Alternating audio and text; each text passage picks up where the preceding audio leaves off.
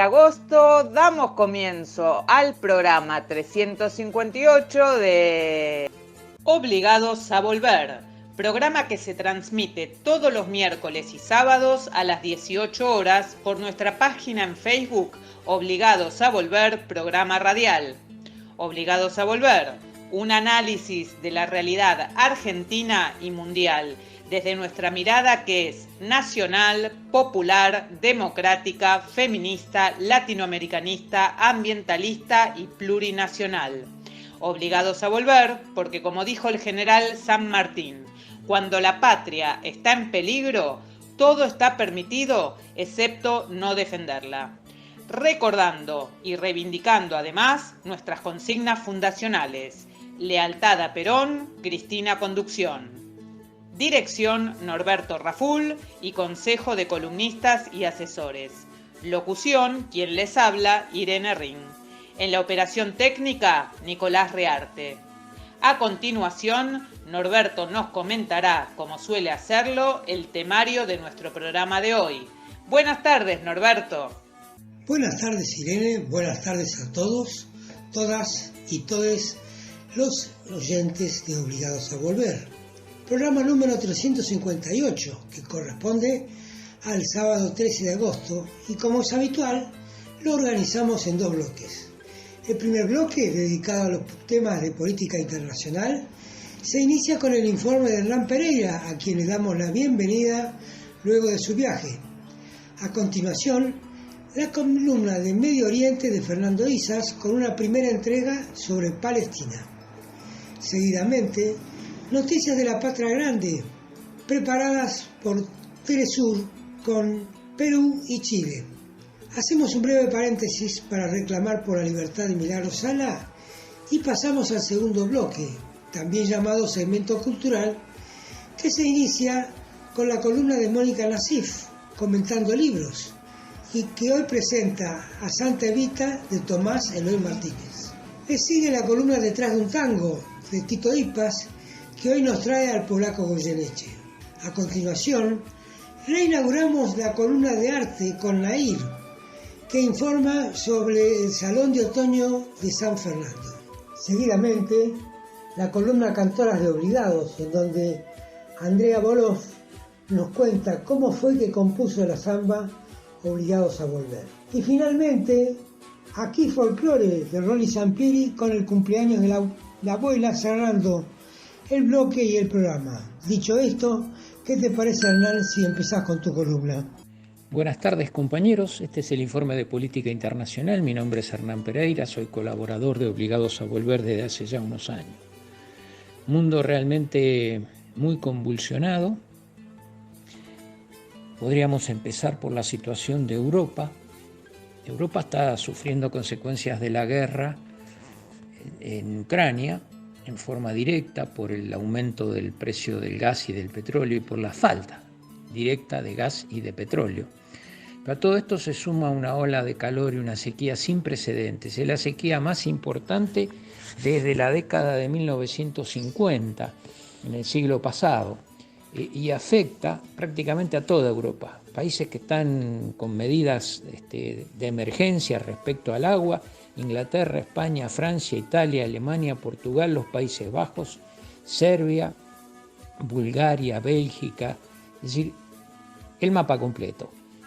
Y se viene un fin del verano, un otoño, y se preparan para un invierno donde no hay agua, no hay gas, no hay petróleo y hay muchos incendios, y además hay un proceso inflacionario que preocupa mucho. Es decir, están en el orden del 8 al 10% la mayoría de los países anual de inflación, lo que obviamente para nosotros no sería un problema, sino un triunfo, un logro, pero para ellos, que se han acostumbrado a tasas de inflación del orden del 2, del 3%, del 5% anual, realmente es preocupante.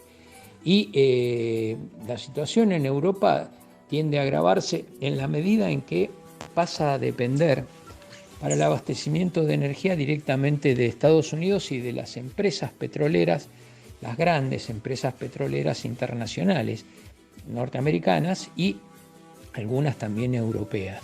Es decir, lo que se está llevando es gas desde Estados Unidos, en forma de gas licuado, con los barcos, y se está buscando alternativas, tanto en África como en algunos otros países europeos que tienen algunos reservorios de gas. Pero de todas maneras la situación europea, además complicada por el calor y los incendios. Hay incendios gravísimos en el sur de Francia, la ciudad de Burdeos, Bordeaux, como dicen ellos, está amenazada por estos incendios. Hay más de 10.000 personas evacuadas en inmediaciones de esta ciudad.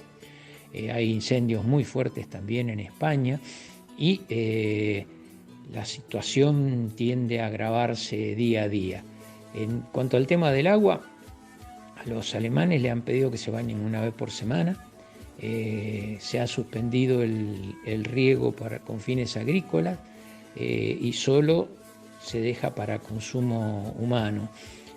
También en España se han tomado drásticas medidas y lo mismo se produce en 90 ciudades de Francia.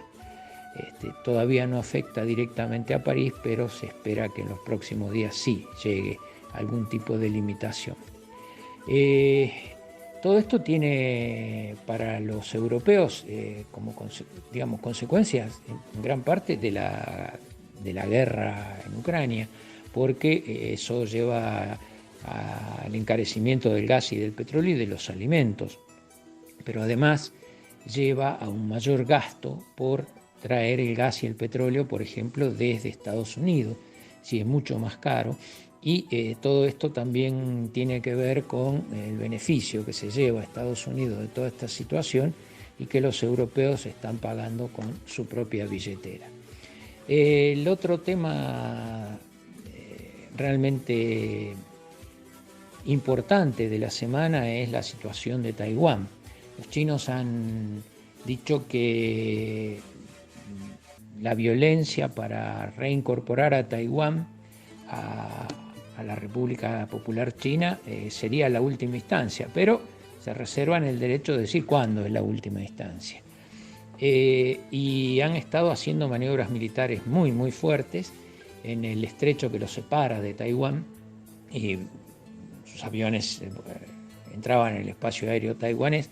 Recordemos que Taiwán es una provincia china. Cuando al final de la guerra civil que llegó al poder a Mao Zedong en 1949, el enemigo del comunismo y de Mao Zedong era Chiang Kai-shek. Chiang Kai-shek era un dirigente nacionalista que realmente estaba totalmente desprestigiado en China, tuvo que huir a Taiwán y con el apoyo de Inglaterra y de Estados Unidos logró mantenerse en esa isla y resistir y crear una especie de república de 20 millones de habitantes. Recordemos que China tiene 1.300 millones de habitantes, es decir, es una cosa realmente mínima lo de Taiwán frente a lo que significa la China continental. Pero de todas maneras, ahora con la asunción de un gobierno de derecha, han creado una serie de problemas y quieren romper esto de que Taiwán es parte de China, que existe una sola China y es indivisible, como pretenden la República Popular China. En esto tiene que ver Nancy Pelosi. Nancy Pelosi es una política de mucha experiencia, es la presidenta de la Cámara de Representantes de Estados Unidos. Se mantiene en ese cargo desde hace varios años, lo cual nos da idea de la entidad, de su importancia política. Y ha visitado Taiwán. Los chinos se opusieron, dijeron que era una injerencia en sus asuntos internos, consideran a Taiwán una provincia y como represalia han liquidado todas las tratativas bilaterales con Estados Unidos por el clima, por la defensa. Había comisiones mixtas en esos temas y también varias otras cosas comerciales. Ahí hay todo un tema de intereses de las propias empresas de Estados Unidos. Doy dos ejemplos. Apple, el fabricante de teléfonos y de computadoras, tiene sus fábricas directamente en China por el tema de que el costo de mano de obra es mucho menor que en Estados Unidos. Ellos dicen que ensamblan en China, pero en realidad llevan de varios países del mundo este componente, pero fabrican otros muchos en China y se arman los famosos teléfonos de Apple, los iPhone y las computadoras de Apple, que están prestigiadas como muy buenas a nivel internacional, se arman en China. Y además China es el segundo mercado en ventas para Apple en el mundo, es decir, después de Estados Unidos, sigue ahí nomás el mercado chino. General Motors, la principal automotriz de Estados Unidos, tiene la mayor cantidad de ventas en China, vende más que en Estados Unidos. Y otro tanto ocurre con otro conjunto importante de empresas de los Estados Unidos, y todo esto va complejizando la relación. Habrá que ver cómo evoluciona, es un frente que está en ebullición, habrá que ver si los chinos deciden en algún momento invadir Taiwán y reincorporarlo a la República Popular China. Esto puede ser de un costo en vidas realmente muy alto, porque los taiwaneses están armados hasta los dientes por Estados Unidos y por las potencias de Occidente. En la guerra en Ucrania sigue más o menos igual. Rusia controla aproximadamente un 30% del territorio ucraniano, no ha avanzado más sobre otras regiones, es bastante conflictiva la situación para los rusos porque pensaron que podía ser un paseo militar, no ha sido un paseo militar, hay mucha resistencia, son los ucranianos un hueso bastante duro de roer y además con mucho apoyo de las potencias occidentales que pretenden generar con este apoyo un escollo para los planes rusos y hacer una especie de Vietnam a los rusos en Ucrania. De todas maneras, lo que se ha quedado demostrado es que le han dado armamento de segunda a los ucranianos, que cuando son armamentos muy modernos van con los asesores de los países que se lo facilitan para que los ucranianos no lo manejen directamente, en fin. Lo que ganan es mucho dinero los internacionales de la fabricación de armamentos con esto. En cuanto a nuestra América Latina, el escándalo hoy está en Paraguay. Recordemos, había Estados Unidos denunciado al expresidente Horacio Cartés, que fue presidente entre 2013 y 2018, por actos de corrupción y vinculaciones con el narcotráfico. Qué curioso, Horacio Cartés, muy amigo de Mauricio Macri. Recordemos que uno de los primeros viajes al exterior de Macri durante la pandemia fue precisamente a Paraguay en un avión privado para reunirse ¿con quién? Con Horacio Cartés. Esto ocurrió en el 2020 y volvió a ocurrir en 2021. Y Cartés ahora está denunciado ante los tribunales de Estados Unidos por narcotráfico y por corrupción. Ha tenido que casi desaparecer de los lugares que solía frecuentar en Paraguay, pero no quedó solo en esto, sino que uno de sus personeros, el vicepresidente en ejercicio, Hugo Velázquez, es acusado por Estados Unidos de corrupción significativa y le prohíben, al igual que a Cartés y a sus familiares, la entrada en Estados Unidos. Velázquez era el candidato a presidente, el precandidato por la fracción que domina Cartés a la interna del Partido Colorado.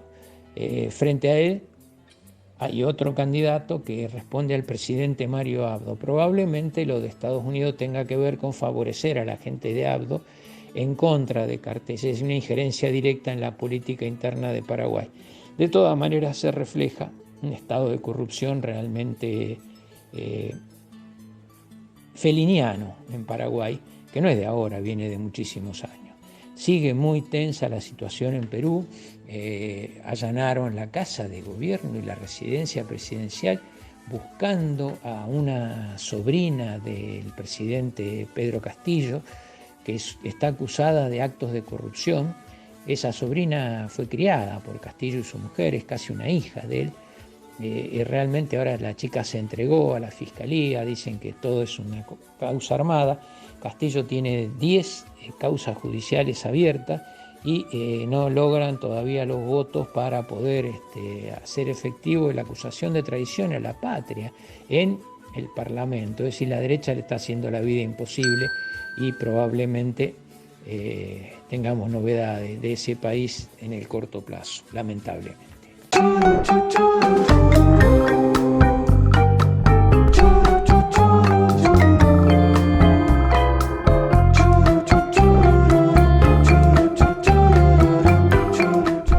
Amigos, buenas tardes. Mi nombre es Fernando Isas. Soy del segmento de Política Internacional, Palestina y Medio Oriente. Hoy nuevamente vamos a ocuparnos de la Palestina ocupada y de los acontecimientos que se vienen sucediendo en los últimos días y en las últimas horas. Si bien existe un doble rasero en ciertos medios hegemónicos de comunicación, y acá quiero ser especialmente enfático en la necesidad que creemos nosotros de una comunicación nacional y popular, porque observamos en diferentes medios, escritos, orales, televisivos, el doble rasero. Si observamos y analizamos cómo se entrecruzan las noticias sobre el conflicto en Ucrania y las noticias que llegaron por lo menos a este sector del planeta referido a los ataques genocidas por parte del ejército del enclave colonial israelí a una franja de Gaza sitiada desde el año 2008, que no tiene conexión con el mundo exterior, salvo a través del paso de Rafah en la frontera con Egipto, que no siempre está abierto y que generalmente lo abren de acuerdo al humor de la autoridad egipcia para permitir la salida de población palestina que necesita tratamiento médico, ayuda humanitaria o para la entrada de algunos insumos que permiten el funcionamiento de la franja de Gaza.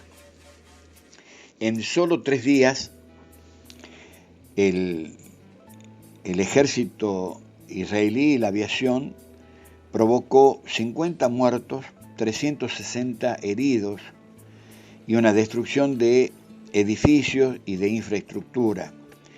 De los 50 muertos al día de hoy, están incluidos 16 niños y menores, que esto redondean una cifra de las 4 veces que Israel atacó territorios palestinos desde el año 2008, ocasionando un asesinato de 4.000 muertos, de los cuales una cuarta parte son niños y jóvenes, alrededor de 2.200 niños.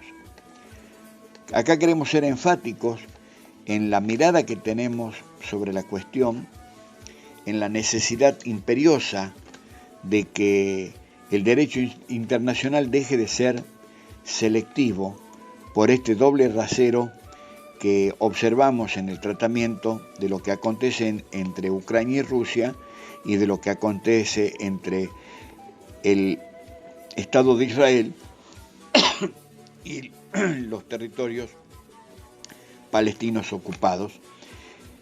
Esto a lo largo de 74 años. Hay un ex fiscal israelí, Michel Ben-Yair, que desde principios de este año 2022 viene entregando sus pareceres y sus artículos, fundamentalmente en el periódico irlandés The Journal, donde denuncia y condena el régimen de apartheid y la ocupación de Palestina. En algunas notas que hemos rescatado de Ben-Yair, reflexiona que desde el año 1967, es decir, desde la mal llamada Guerra de los 6 días, las autoridades israelíes han justificado la ocupación alegando que es temporal hasta que se encuentre una solución pacífica entre israelíes y palestinos. Sin embargo, ya han pasado, dice Ben Yair, 5 décadas desde que estos territorios fueron conquistados e Israel no muestra ningún interés en rescindir este control. Y tiene razón este ex fiscal, porque en el medio de la ocupación y de la declaración del enclave colonial israelí, la dirigencia israelí ha llevado adelante una política que yo personalmente, categorizo de ganarle tiempo al tiempo, mientras tanto seguimos ocupando territorios. Así es que del 46% que la recomendación de la partición de Palestina el 29 de noviembre del año 1947 recomendaba para la creación del Estado de Palestina, hoy quedan solamente escasos 18% del territorio de la Palestina histórica.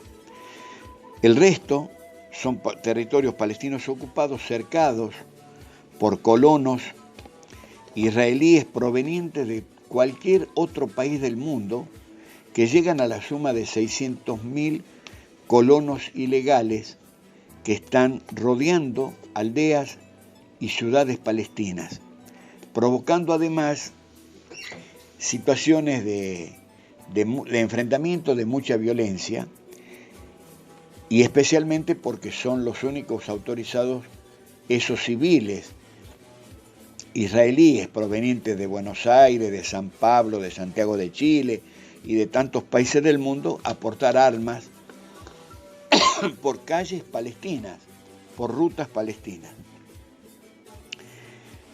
Mucho se ha hablado y es la oportunidad como para volver a insistir y a recalcar de que acá no hay una diferenciación entre la Autoridad Nacional Palestina, que es una autoridad administrativa en la zona de Cisjordania, y el gobierno de la Franja de Gaza, que es un partido de ADN islámico, que es el partido Hamas, que actúa además como uno de los grupos de resistencia a la ocupación y a la colonización por parte de Israel. Lo que aconteció la semana pasada y hasta el día domingo, en que se llegó a un acuerdo de alto el fuego, es debido a las actitudes y a las conductas y a las acciones de resistencia a la ocupación por parte de Israel en los territorios palestinos.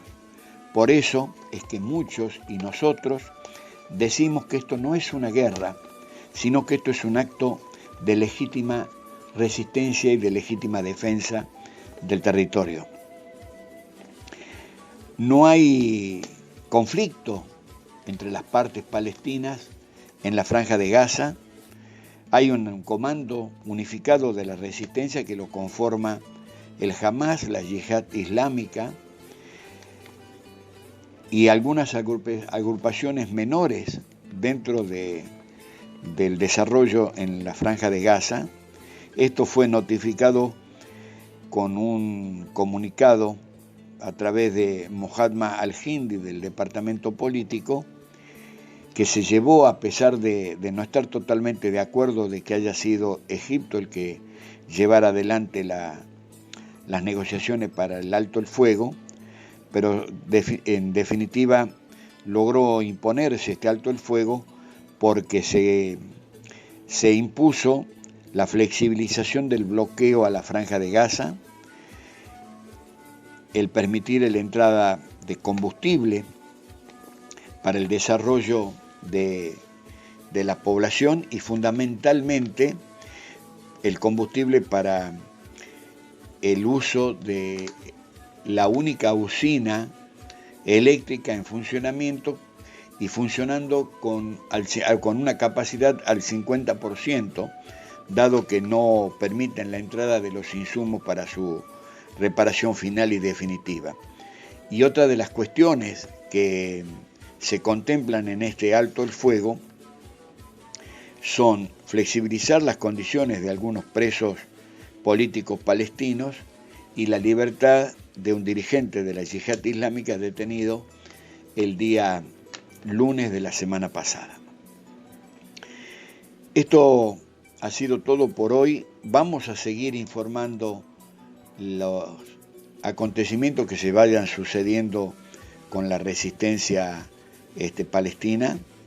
Esto sin duda, estos ataques que lleva adelante el Estado de Israel tiene que ver estrictamente con un efecto eleccionario para las próximas elecciones a llevarse a cabo el 1 de noviembre, donde se pretende que Benjamín Netanyahu vuelva a tomar el cargo de primer ministro, siendo que fue de alguna manera expulsado de su cargo, acusado él y su señora de malversación de fondos públicos, manipulación de políticas que contradicen la función pública, y los nuevos ministros que siguen en su cargo no encuentran la estabilidad necesaria dentro de la política israelí para mantener un sistema político que está haciendo aguas a cada semana dentro de la sociedad israelí. Amigos, esto ha sido todo por hoy. Vamos a continuar con lo que acontece en Palestina ocupada. Seguramente el sábado próximo vamos a estar haciendo una segunda entrega de Palestina. Nos despedimos dándole las gracias, como siempre, a las compañeras y compañeros de Obligados a Volver. Gracias y buena semana.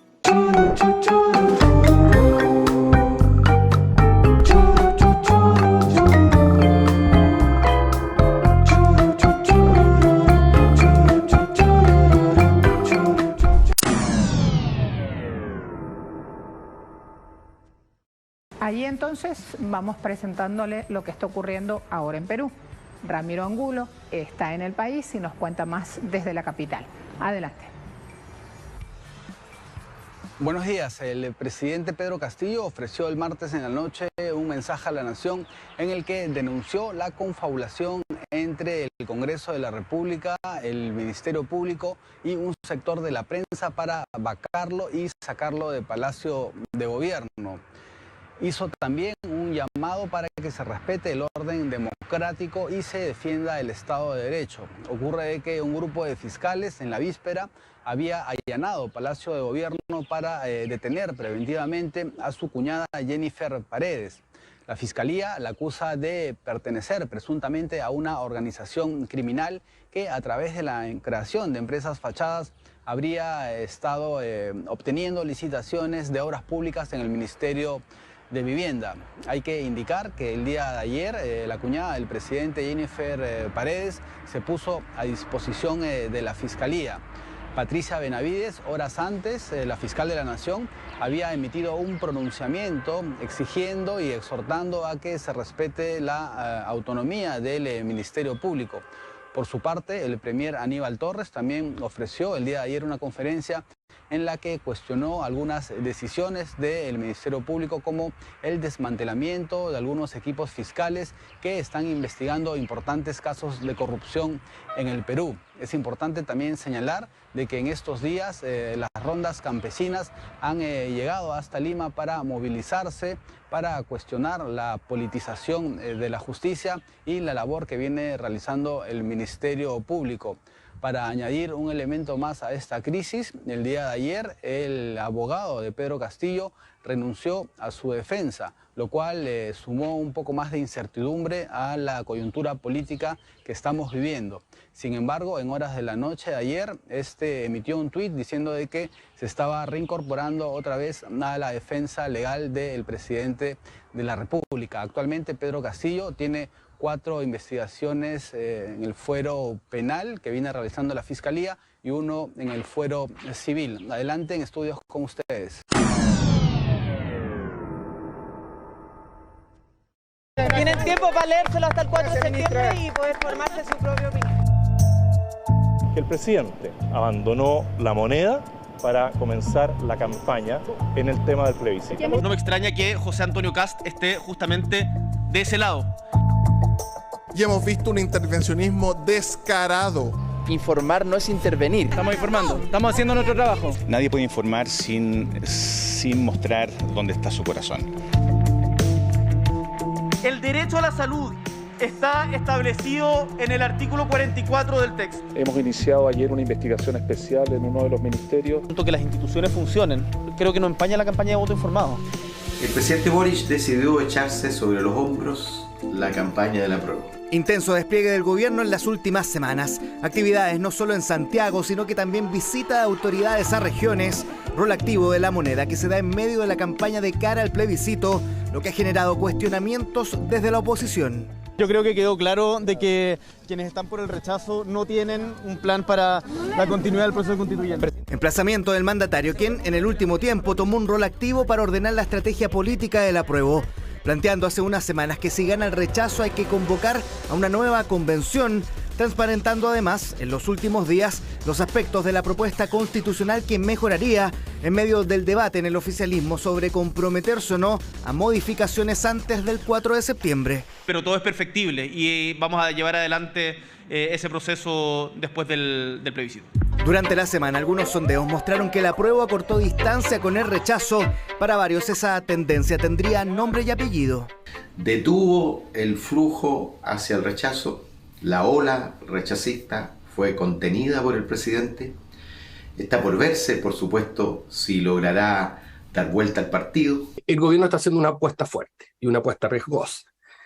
Si gana el apruebo, obviamente, de alguna manera va a sumar ese triunfo a su propia aprobación, que es una estrategia, una línea de acción. Pero si no es así y gana el rechazo, el problema es mayúsculo. Con un gobierno jugado por el apruebo, como dicen algunos desde la oposición, el resultado del 4 de septiembre no sería indiferente para la moneda y marcaría el rumbo de la administración Boric. En el caso de ganar el apruebo, sin duda, la ejecución del programa de gobierno es más fácil. En el caso de ganar el rechazo, se pone más complejo. Si llega a ganar el rechazo, el gobierno necesita 4 años para gobernar y va a quedar absolutamente fuera del control de la agenda. Y el resultado del 4 de septiembre es para Gabriel Boric lo que el estallido social fue para Sebastián Piñera. Ese es probablemente el tema que estuvo en el centro de la decisión que ha tomado el gobierno de un mayor involucramiento en lo que significa el plebiscito de salida. Por eso esta vez no solo tienes el derecho, sino también el deber de ir a votar, para elegir juntos el Chile que queremos ser. Chile Vota Informado es el nombre de la campaña oficial del gobierno, la que contempla la entrega de 900.000 ejemplares de la propuesta constitucional. La moneda defiende su deber de informar sobre el proceso ante los reproches de partidarios del rechazo que acusan al Ejecutivo de beneficiar con esto al apruebo. Requerimientos en Contraloría de parlamentarios opositores llevaron al organismo esta semana a abrir una indagatoria especial con foco en la CEGEGOV a cargo de la ministra Camila Vallejo. Lo que incluye la investigación es determinar el correcto uso de los recursos públicos en este periodo. Eso es lo que hace la investigación especial. Sabíamos que iba a pasar y vamos a entregar toda la información que sea requerida para poder despejar y disipar dudas cuanto antes mejor. El gobierno no puede utilizar recursos públicos, no corresponde que utilice recursos públicos para difundir su preferencia respecto de una u otra opción, pero sí tiene el deber de informar y no vamos a cejar en el empeño para que todos los chilenos y chilenas voten el 4 de septiembre informados respecto de si aprueban esta nueva constitución o si rechazan. Investigación especial de la Contraloría tras varias denuncias de intervencionismo. De hecho, el organismo ya ha abierto 3 sumarios y enviado 8 oficios solicitando información, sobre todo por organismos oficiales promoviendo en sus cuentas de redes sociales al apruebo. A mí como presidente del Consejo para la Transparencia no me minutea a nadie. Yo espero que el presidente de la República tampoco lo minutee a nadie. Sería súper bueno que él lo aclarara para que tuviéramos todos tranquilidad de que un comando no dispone de su tiempo, de sus dichos y cosas por el estilo. Duras críticas desde el Consejo para la Transparencia que apuntaron a una supuesta coordinación entre la Moneda y el comando del apruebo por una minuta que destacaba como tema del día el mismo que abordó el presidente en una actividad pública. Para que los chilenos y chilenas quienes habitan nuestra patria puedan tener el derecho a una vivienda digna y a una vivienda propia, para que no se confunda, para que no caigamos en las fake news, en las noticias falsas que andan difundiendo algunos. Complejo cuadro para la Moneda que marcó el desarrollo del Consejo de Gabinete del jueves. Desde el oficialismo han llamado a la prudencia en medio de las acusaciones de intervencionismo. Sin embargo, hay que hacer un esfuerzo mayor de prudencia. A veces en política no solo hay que ser, también hay que parecer. Podrían haberse manejado mejor las redes sociales para que no aparezca que a través de Twitter se intervenga en algo. En fin, hay cosas que deben ser corregidas. Por cierto, hemos tenido incluso instrucciones muy claras a todos los ministerios y a los equipos, y particularmente por los casos donde a través de redes sociales se producen situaciones que no corresponden de acuerdo a los propios instructivos que hemos realizado. ¿Cuáles son los riesgos de este cuadro para el Ejecutivo en la campaña? Hechos como estos no necesariamente constituyen un cambio en las decisiones electorales de los ciudadanos. Y estas acusaciones pueden impactar en los márgenes de acción del gobierno en lo que resta de la campaña y transformarse a sí mismo en un flanco de críticas. Rol y despliegue del gobierno, cuya aprobación para muchos está estrictamente ligada a la suerte del apruebo y viceversa, con la Contraloría en la mira de sus acciones a solo 5 semanas del plebiscito.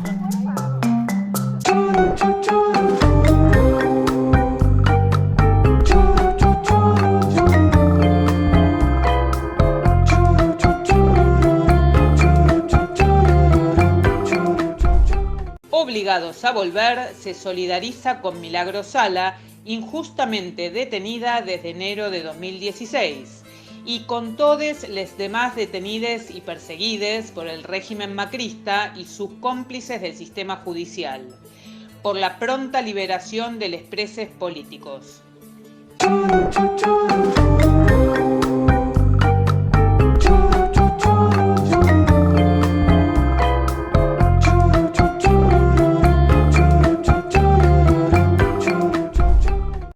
Hola, buenas tardes a todos. Otra vez comunicándome con ustedes. Esta vez para hablar sobre una novela que me impactó, me gustó muchísimo, que es Santa Evita de Tomás Eloy Martínez. Novela que se ha llevado al cine, digamos, a la televisión, mejor dicho, en una muy buena serie. Pero yo les voy a hablar del libro, una novela que realmente es una joyita, más allá del personaje con el cual trabaja, que es Eva Duarte de Perón, es la construcción a través de un imaginario de Eva, es decir, de un entorno que realmente la lleva a elevarla por sobre el resto de los mortales.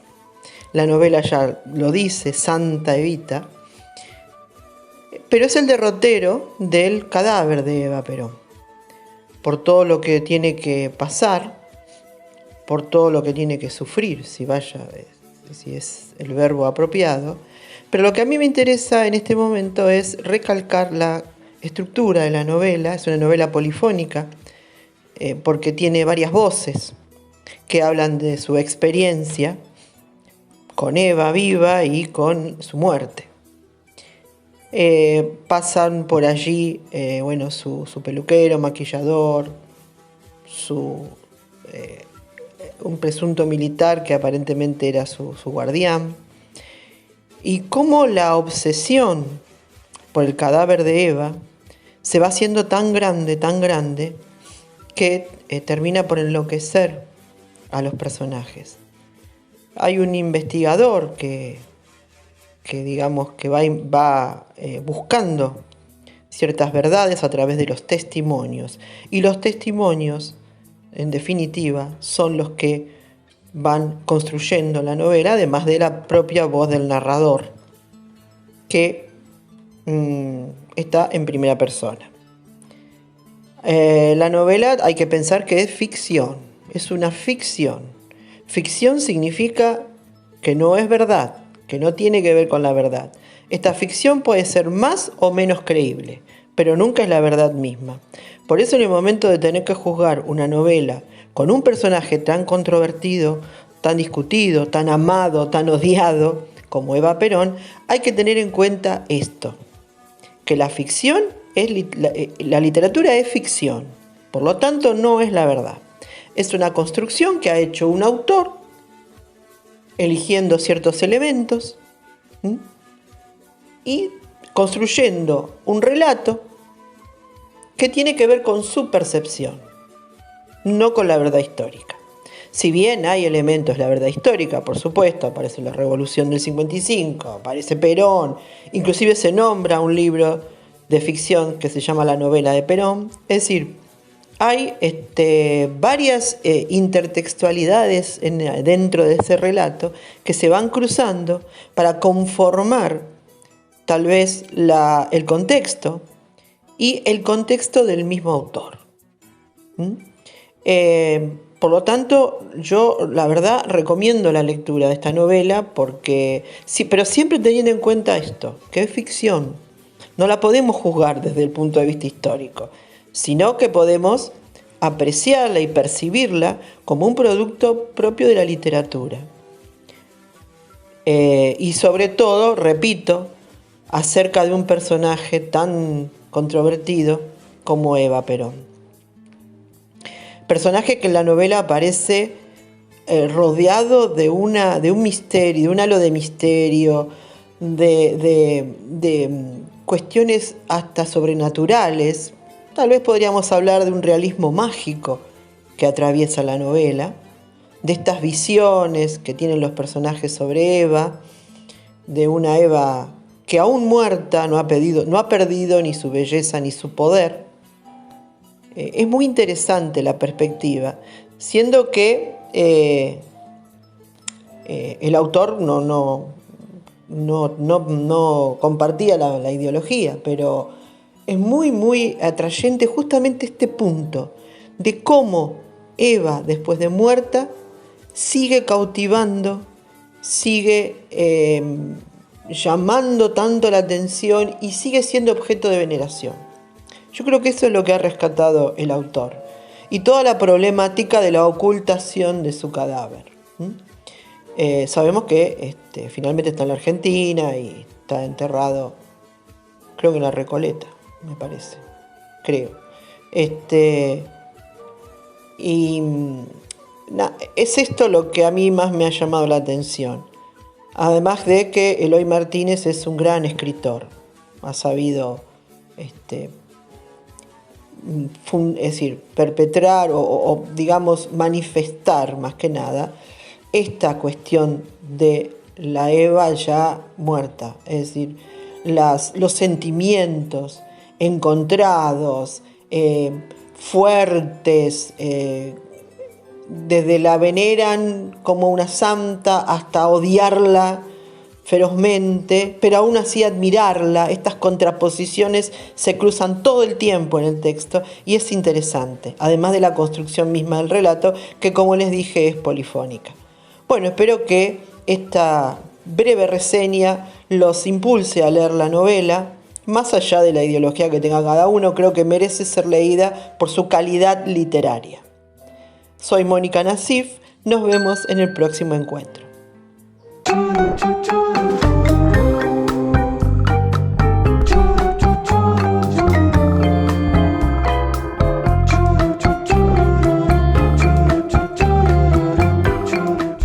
Oyentes de Obligados a Volver, tengan ustedes muy buenas tardes.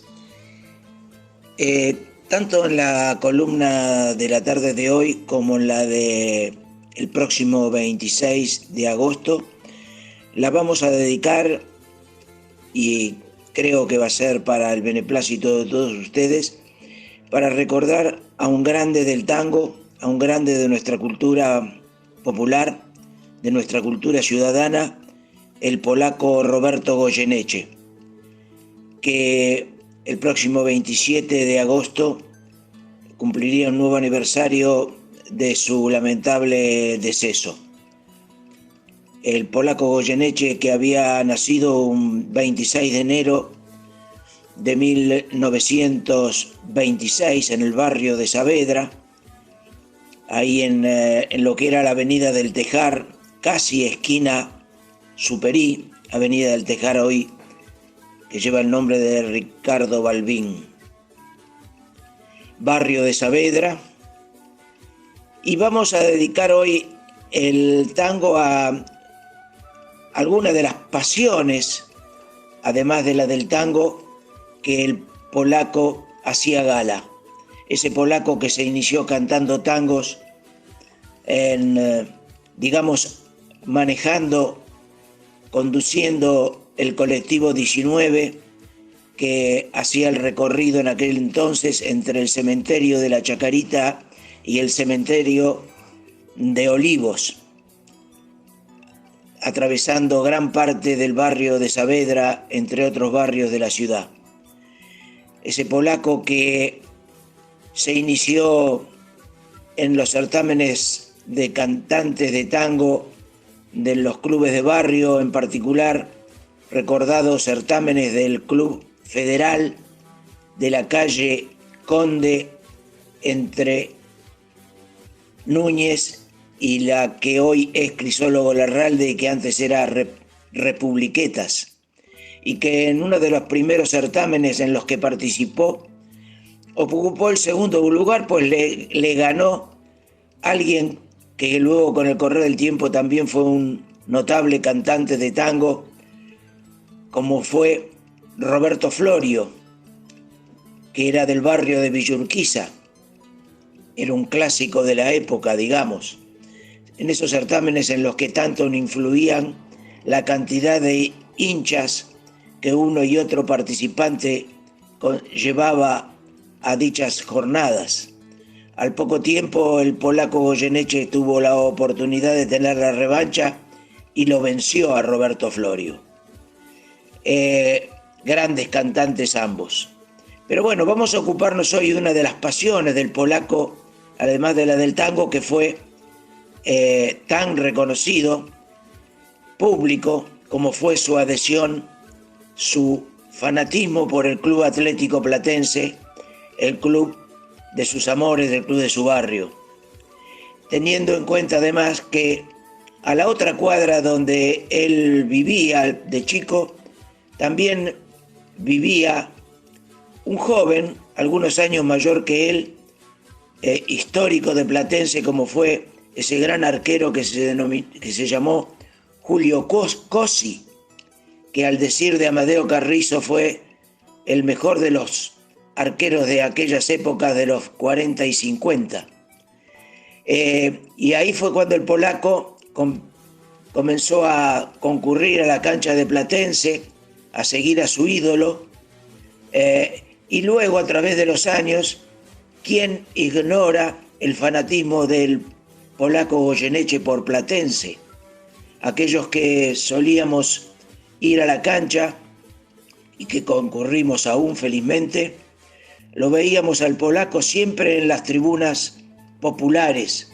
Lo recuerdo ingresando, tirando alegremente y cantando dale marrón, tirando hacia los aires un gorrito con los colores marrón y blanco en la cancha de San Lorenzo.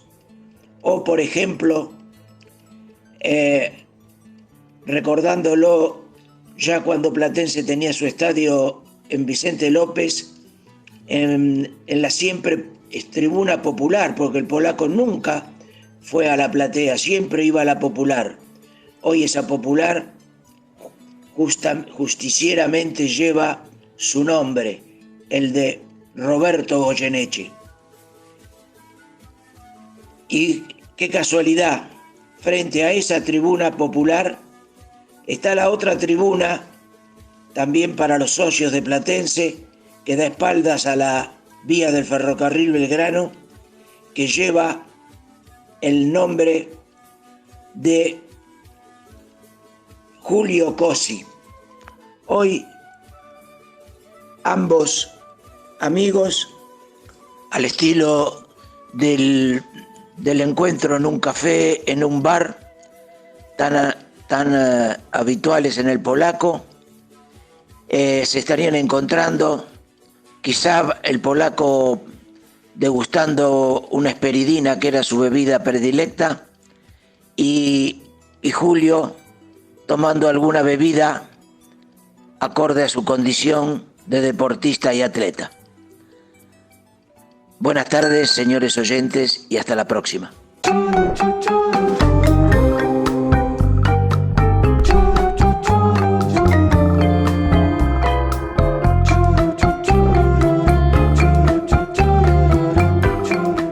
Hola, buenas tardes a todos y a todas. Soy Nair para el programa Obligados a Volver.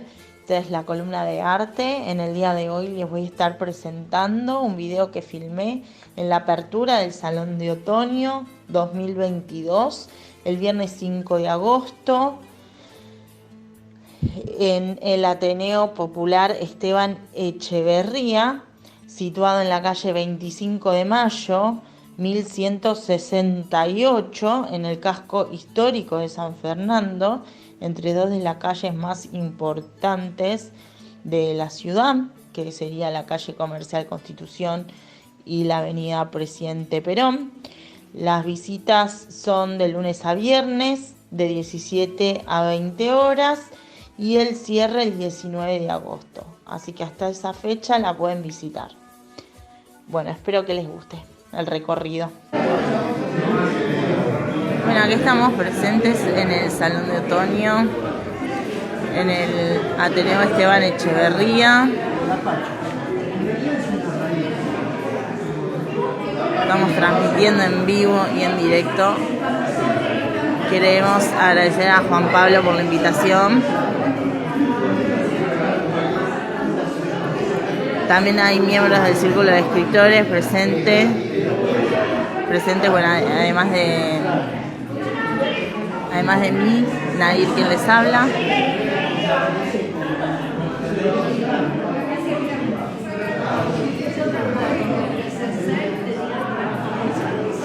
Esta es la obra ganadora con el primer premio de dibujo.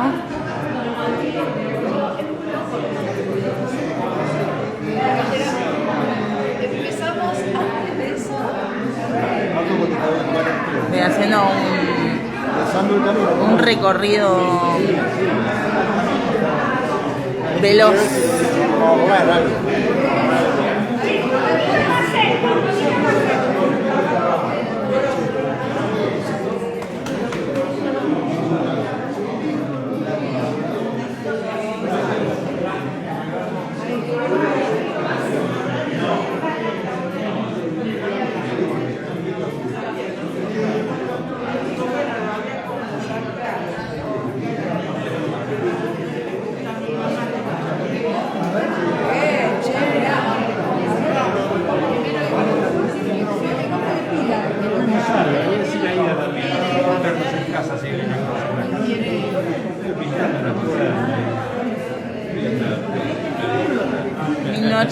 Donde las cámaras venían transmitiendo en vivo, quien les habla, Nair.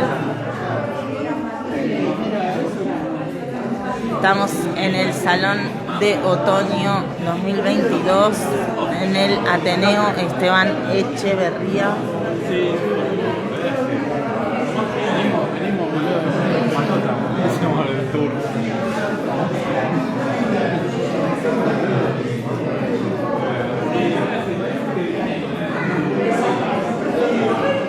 Estas son las obras de la disciplina de pintura.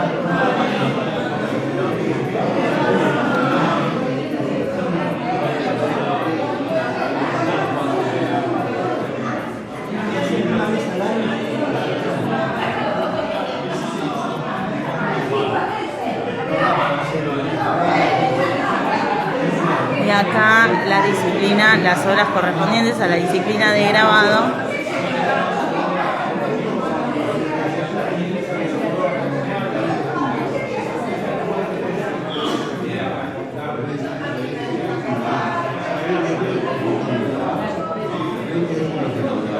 Continuamos con la disciplina de grabado.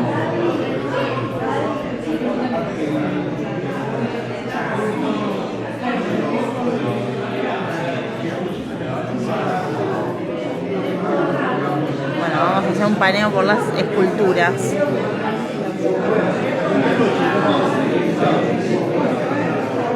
Un recorrido por la sección de esculturas. Esta obra se llama Inocentes, de Stoya Silvia.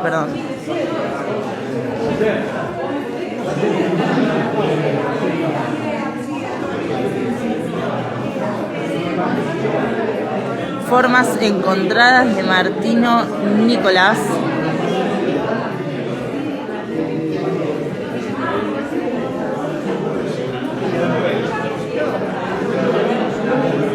Primer premio de escultura, Ver Francisca, sonidos de la serie Cuerdas. Estamos en vivo, transmitiendo en directo para el programa 1984, donde las cámaras no miran. Si quieren dejar un saludo. Bueno, saludo desde Cañuelas. Desde Cañuelas, muy bien. Desde San Isidro. Es la ganadora. Ganadora del primer premio. Ah, muy bien. Francisca. Muy bien, felicitaciones.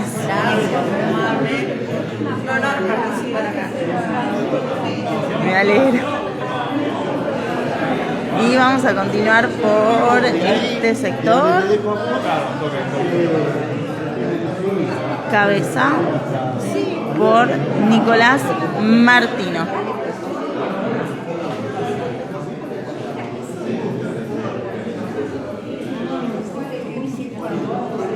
Segundo premio de escultura, Bohemia. El apellido es un poco difícil, no sé cómo se pronuncia y no lo quiero pronunciar mal. Mario Héctor, el nombre de pila.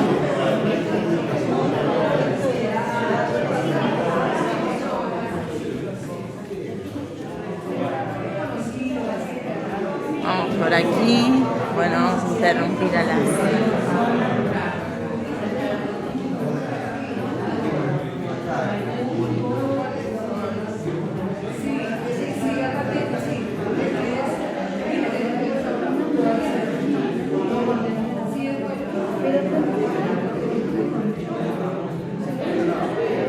Este está muy interesante. Se llama Tramas Encontradas, de Carturán Pamela.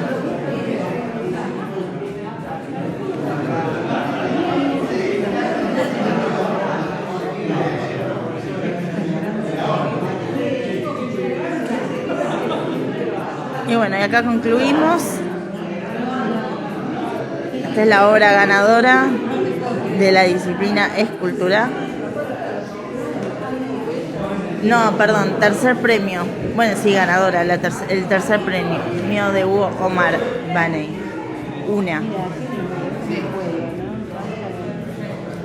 Bueno, muchas gracias por acompañarme en este recorrido. Bueno, muchas gracias a todas y a todos por estar del otro lado escuchándonos. Les mando un saludo grande y nos encontramos el próximo sábado en la columna de Rock Nacional.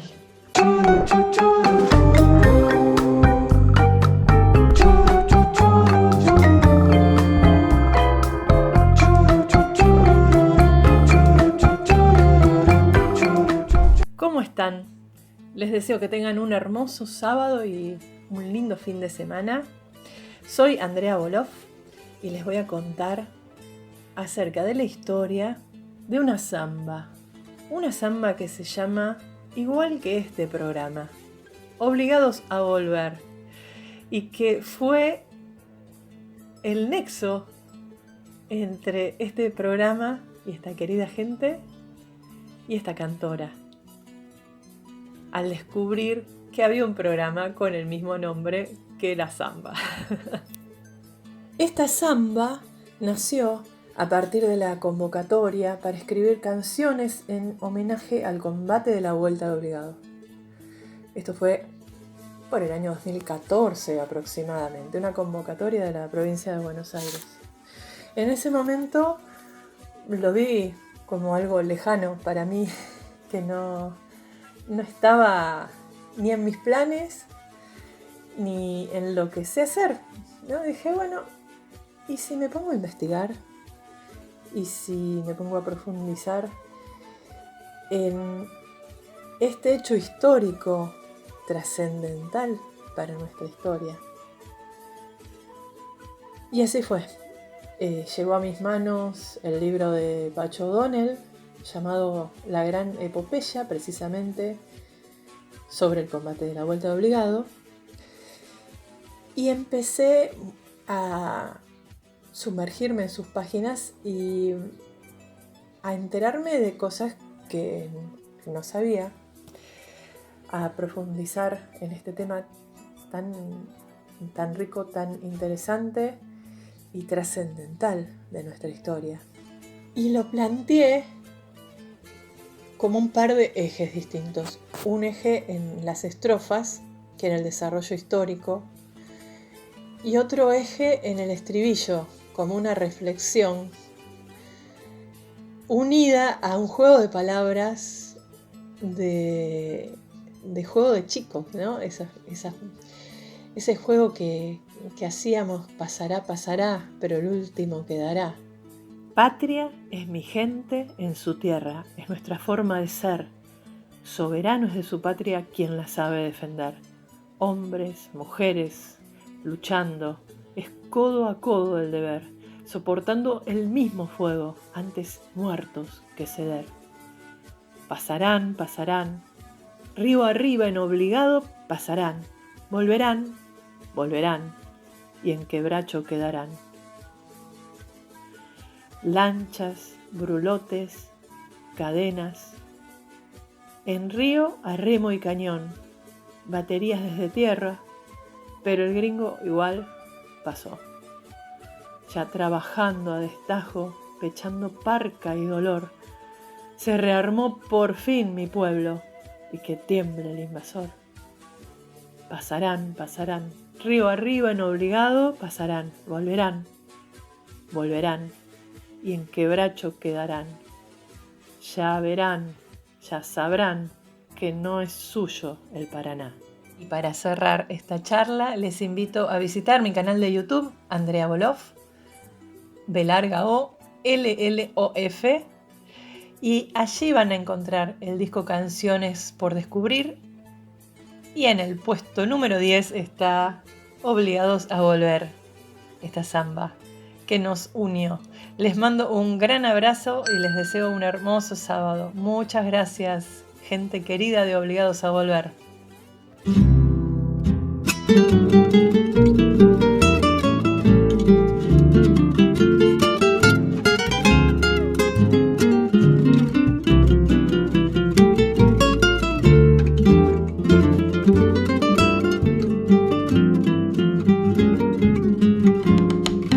Patria es mi gente en su tierra, es nuestra forma de ser. Soberano es de su patria, quien la sabe defender. Soberano es de su patria, quien la sabe defender. Hombres, mujeres luchando, es codo a codo el deber, soportando el mismo fuego, antes muertos que ceder, soportando el mismo fuego, antes muertos que ceder.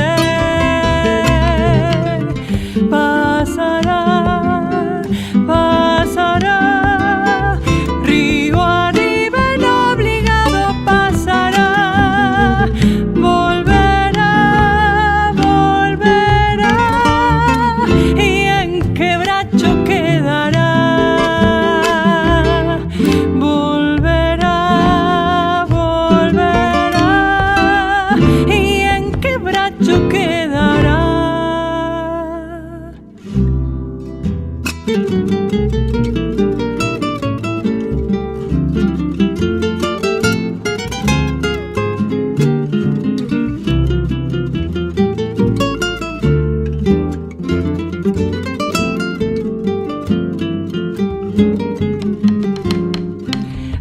lanchas, brulotes, cadenas, en río a remo y cañón, baterías desde tierra, pero el gringo igual pasó. Baterías desde tierra, pero el gringo igual pasó.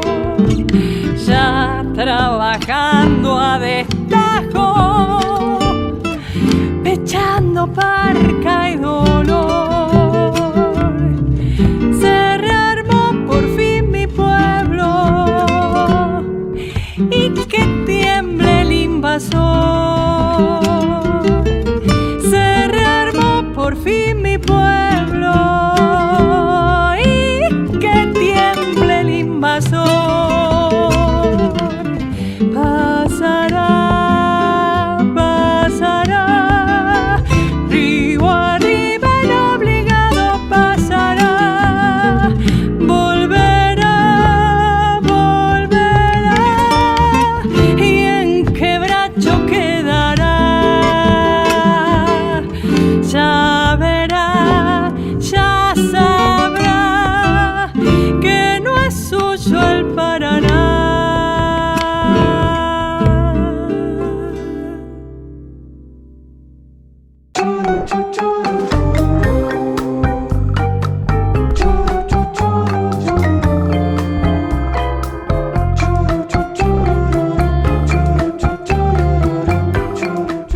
Hola, soy Rolly Sampieri y bueno, como todos los meses de agosto de hace bastante tiempo, en la ciudad de La Banda, cuna de poetas y cantores en la provincia de Santiago del Estero, se celebra una de las fiestas del folclore santiagueño más significativas y que ya pertenecen al calendario turístico musical de nuestra república, todos los meses de agosto, cuando se celebra el cumpleaños de doña María Luisa Paz de Carabajal, la madre de todos los Carabajal que uno escucha cantar.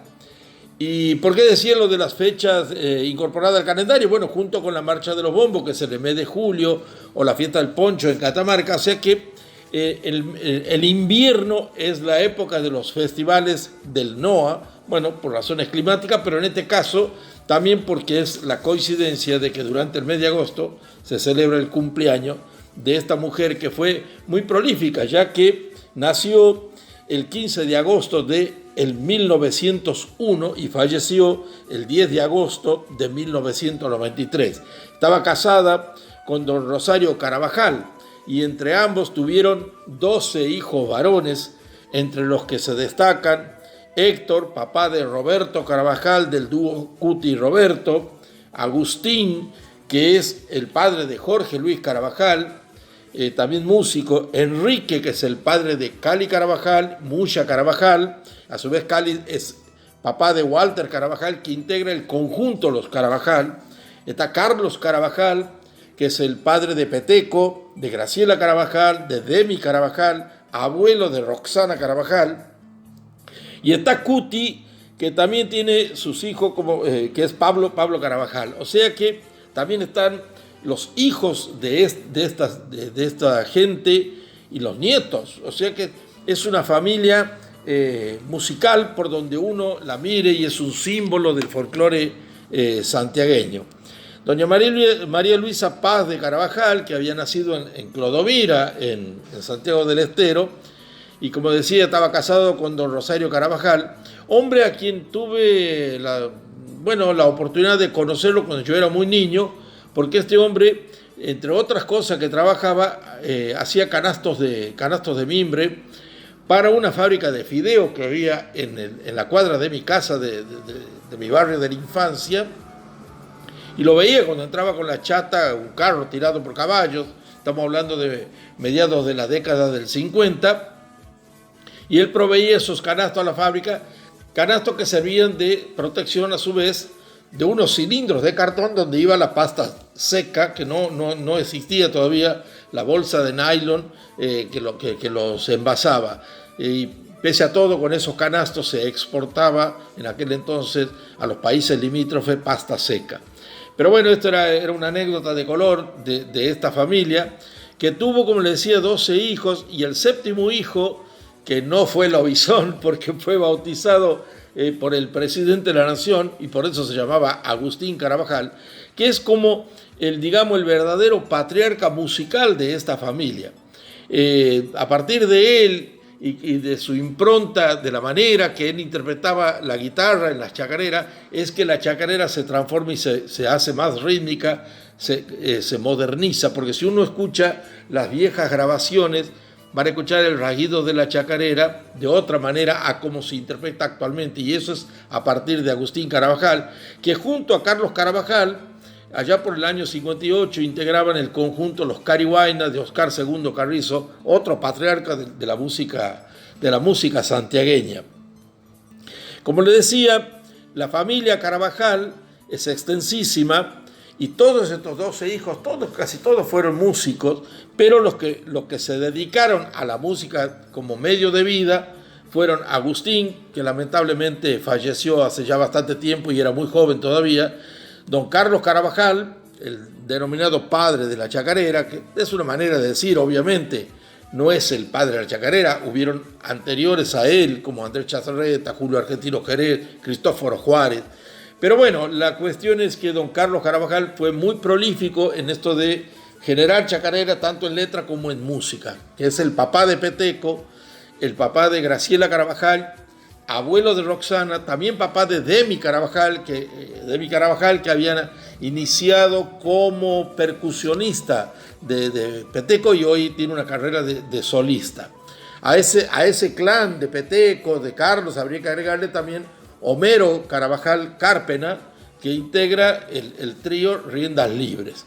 O sea, como ven, hay toda una continuidad desde el origen mismo de la familia, musicalmente hablando.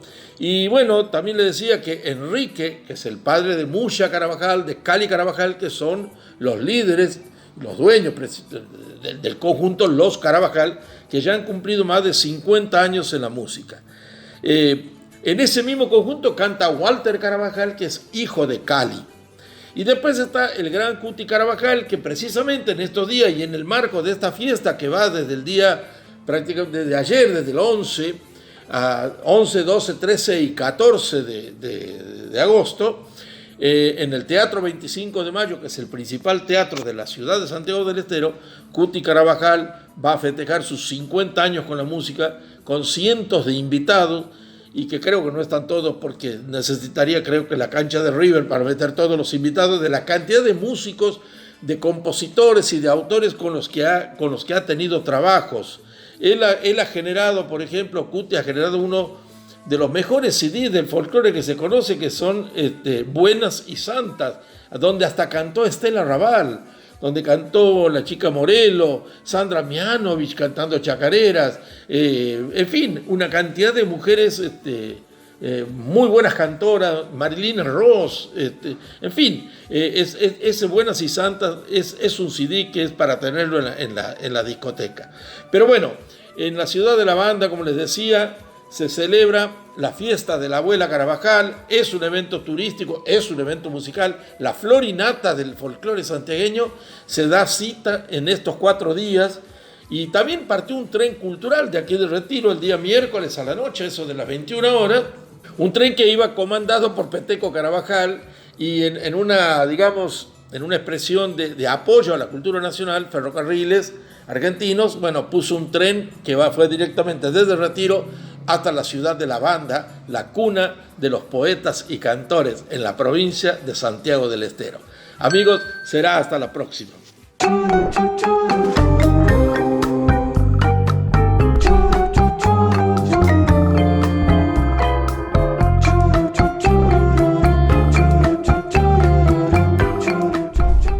Se nos está terminando el programa. Agradecemos a nuestro operador Nicolás Rearte por su trabajo que nos permite salir al aire.